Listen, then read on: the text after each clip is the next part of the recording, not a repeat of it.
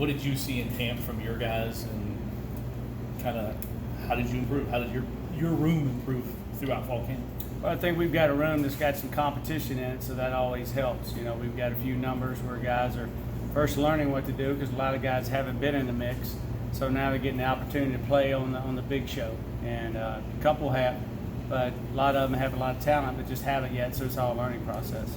We've heard a lot from some of the other receivers about what Tutu can do out on the field. What's your description of how difficult he is to cover? Well, he's lightning in a bottle. You know, as a kid's got extreme speed and quickness to go with it. And he's also got a good feel for the game, meaning that he knows when zone man, he finds windows, he knows how to get open. So it's a guy that's very difficult to cover, plus he's got really good football sense. Now, he's not real big, but you still got to catch him, so he's very, very difficult to catch. Don't you see that when you get here on tape, but in spring and in the fall, is he maybe even a little better than what it shows on tape, or maybe a little tougher is what it seems like to be? Yeah, I think what we've talked about is his blocking ability the last 2 or 3 weeks really have bought into the team thing, and we're going to run, play action, and have a drop back game and all the other stuff that goes with it. But he's in a position where he's going to have to block because he's nearer the point of attack being in the slot, and he's been very tough. And like I said, he's not very big, but he's real tough, and he'll put his body on you and he'll fight your butt off. So that's what you ask.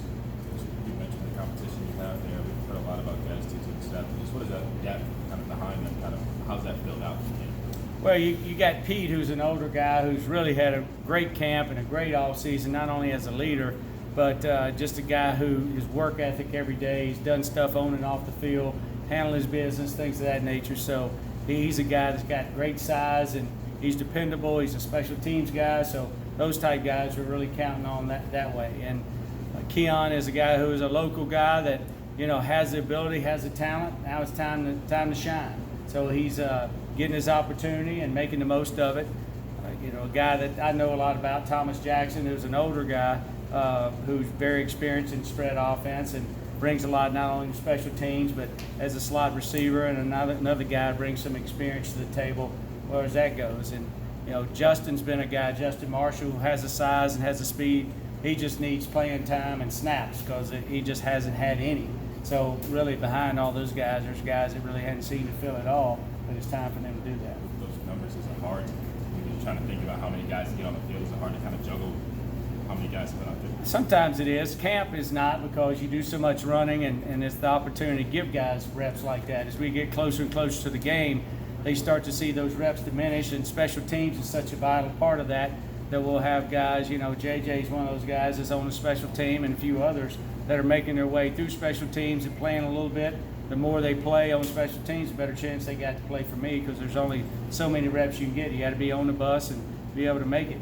You got a lot of guys that are different. Do you not in your room? I mean, you've got some speed, you've got some toughness, some big guys. So you have a variety along with the competition. We do. We've got a good mix, not only of size and stature. We've got some guys that are vertically challenged, kind of like me. And then we got some guys that are nice and big and tall, like Seth and Dez. And as I mentioned, Pete's probably the tallest of the group, but Justin's nice size too. And then you got some medium guys with Tyler and a few other guys like that. So you got some 6'5", 5'11" guys. Then you got the mighty midgets, you can't hit their head underneath. They run underneath the table and they'll be all right, but you can't catch them either. They got good ball skills. They're quick. They got a lot of things about them that bring a lot to the table, either in the slot or at a motion guy or a speed sweep guy, stuff like that. You come here and you bring the idea of kind of that freak mindset into the room. How do you,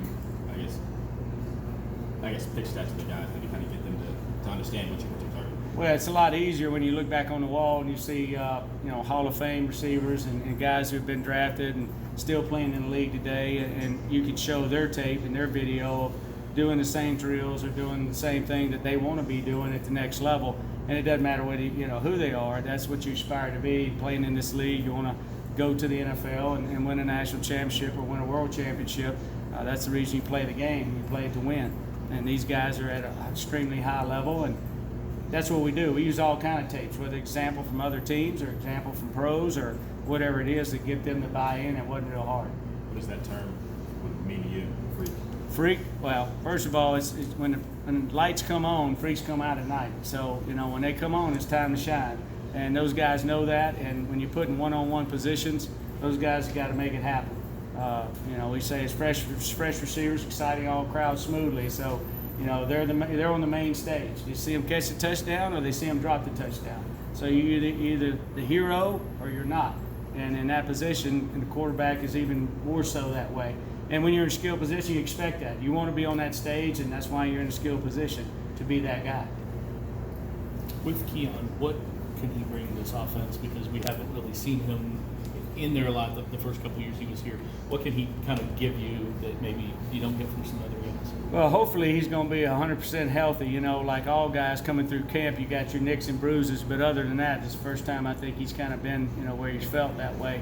So he's a guy that brings a great slot body and a Z-type body for us, meaning that 6-foot guy that's got some quickness and speed.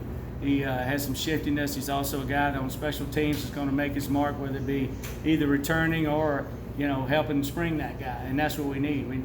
I can't tell you how important the special teams is going to play in our season and the success, because the guy's got to play for the guy next to him. Not often do you get a guy like Thomas who comes in and has got the experience and being a veteran, and then you coach him as well.